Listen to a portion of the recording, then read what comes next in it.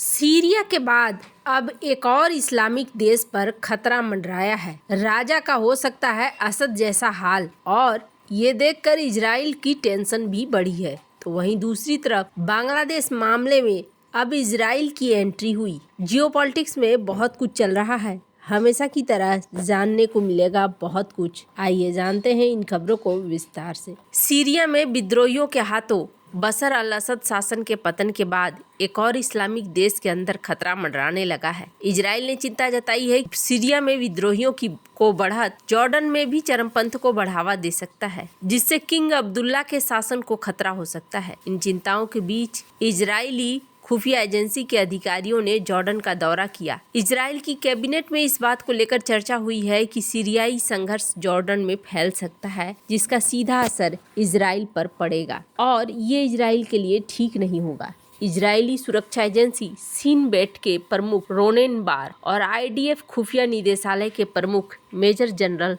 श्लोमी बिंदर ने हाल ही में जॉर्डन का दौरा किया। अरब राजनयिकों ने भी इसे लेकर चिंता व्यक्त की है। यरूशलेम पोस्ट में एक अरब राजनयिक ने कहा कि मिस्र, जॉर्डन और पड़ोसी देशों के अधिकारी सीरिया पर कड़ी नजर रख रहे हैं। अरब दुनिया में इस बात को लेकर डर फैल गया है कि सीरिया में विद्रोह की सफलता दूसरे देशों में भी इस्लामिक आंदोलनों को बढ़ावा दे सकती है। राजनयिक ने कहा कि सीरियाई विपक्ष की बयानबाजी अब तक मध्यम रही है, लेकिन भविष्य के बारे में कहना मुश्किल होगा। सीरिया में मुख्य विद्रोही समूह हयात तहरीर अल शाम के प्रमुख अबू मोहम्मद अल जुलानी ने शनिवार को सीरियाई टीवी को दिए गए एक बयान में इजराइल की चिंताओं को लेकर बात कही। जुलानी ने कहा कि सीरिया में बशर अल असद के शासन के बाद सीरिया का किसी नए संघर्ष में उतरने का कोई इरादा नहीं है। जुलानी ने सीरिया में इजरायली हमलों की निंदा की और कहा कि इजराइल के लिए ऐसा करने की कोई जरूरत नहीं है। CNN की रिपोर्ट के अनुसार सीरिया में असद शासन के पतन के बाद इजराइल ने करीब 500 हमले यहाँ पर किए हैं और कई इलाकों पे कब्जा भी कर लिया है। खैर, अब यहाँ पर कहा जा रहा है कि सीरिया में स्थिति लगातार बिगड़ती जा रही है। सीरिया में तख्ता पलट के बाद तुर्की समर्थित विद्रोहियों ने कब्जा जमा लिया। इसे अमेरिका के लिए एक बड़े झटके के तौर पर देखा जा रहा है। अमेरिका ने सीरिया में एक दूसरे विद्रोही समूह सीरियन डेमोक्रेटिक फोर्सेज का समर्थन किया है। अब तुर्की के समर्थन वाले विद्रोही SDF के लड़ाकों पर हमला कर रहे हैं। इन हमलों में SDF को भारी नुकसान उठाना पड़ रहा है। SDF इस्लामिक स्टेट के आतंकवादियों के खिलाफ अमेरिकी गठबंधन में मुख्य सहयोगी रहा है। इसका नेतृत्व YPG मिलिशिया कर रही है। YPG एक ऐसा समूह है जिसे तुर्की कुर्दिस्तान वर्कर्स पार्टी की आतंकवादी शाखा मानता है। इस बीच अमेरिकी विदेश मंत्री एंथनी ब्लिंकन तुर्की पहुंचे, अपने समकक्ष हकान फिदान से बातचीत भी की। वहीं अमेरिकी सेंट्रल कमांड के जनरल माइकल कुरिल्ला इजराइल पहुंचे। उन्होंने इजरायली सेना के chief of staff lieutenant general Herzi Halevi और इजरायली रक्षा मंत्री इजराइल कैट्ज से मिले। ब्लिंकन और फिदान ने शुक्रवार को बशर अल असद के पतन के बाद सीरिया में इस्लामिक स्टेट के फिर से पांव पसारने का मुकाबला करने के लिए निरंतर प्रयासों की आवश्यकता पर सहमति भी व्यक्त किया। यहाँ पर अब स्थिति दूसरी तरीके की हो चुकी है। इजराइल पहुँच रहे हैं अमेरिका के शीर्ष जनरल।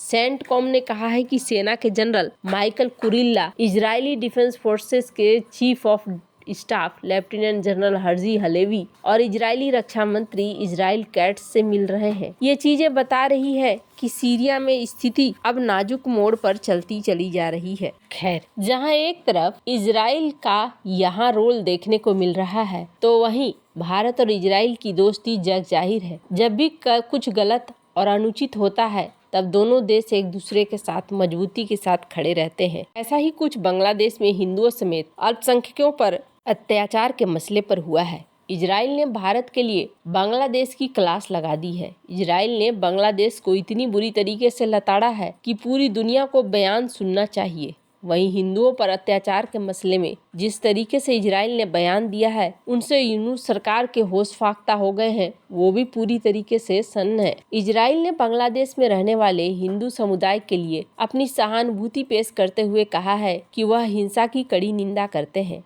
मुंबई में इजराइल के महावाणिज्य दूत कोबी शोशनी ने कहा है कि बांग्लादेश में हिंदुओं के साथ जो हो रहा है वो पूरी तरीके से अस्वीकार्य है। साथ ही उन्होंने कहा, बांग्लादेश में जिस तरह से हिंदुओं पर हमले हो रहे हैं वो तुरंत बंद होने चाहिए। इजराइल का ये बयान ऐसे समय में आया है जब बांग्लादेश में हिंदुओं पर अत्याचार की घटनाएं निरंतर हो रही है। एक रिपोर्ट के अनुसार महावाणिज्य दूत कोबी शोशनी ने बांग्लादेश में हिंदुओं पर अत्याचार को लेकर विश्व हिंदू आर्थिक मंच 2024 के एक कार्यक्रम में बड़ा बयान दिया। उन्होंने कहा कि बांग्लादेश में हिंदू समुदाय को अत्याचार का सामना करना पड़ रहा है। वहाँ जो कुछ भी हो रहा है वो पूरी तरीके से अस्वीकार है। हमें पता है कि अपनों के साथ जब अत्याचार होता है तो कैसा लगता है। उन्होंने इस बात पर विशेष जोर दिया कि अल्पसंख्यक समुदाय के सामने हो रही इन हिंसाओं को रोकने के लिए तत्काल जोर देने की जरूरत है। महावाणिज्य दूत कोबी शोशनी ने अपने भाषण के दौरान इजराइल के साथ भारत के रिश्तों पर प्रकाश डाला। उन्होंने कहा, भारत को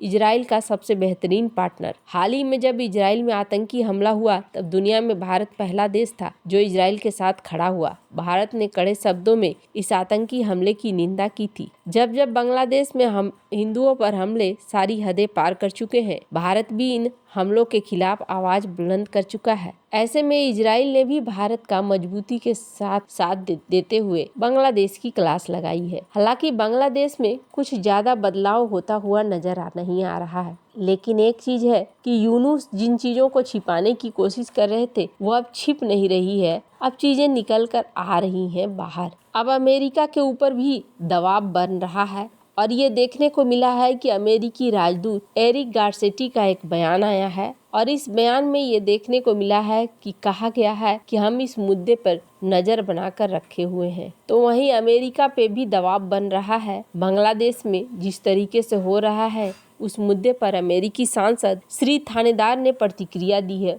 उन्होंने कहा कि अब समय आ गया है कि अमेरिकी संसद इस मामले पर कार्रवाई करे। शेख हसीना सरकार के सत्ता से बाहर होने के बाद से ही श्री थानेदार लगातार हिंदुओं पर हो रहे हमलों का मुद्दा उठा रहे हैं।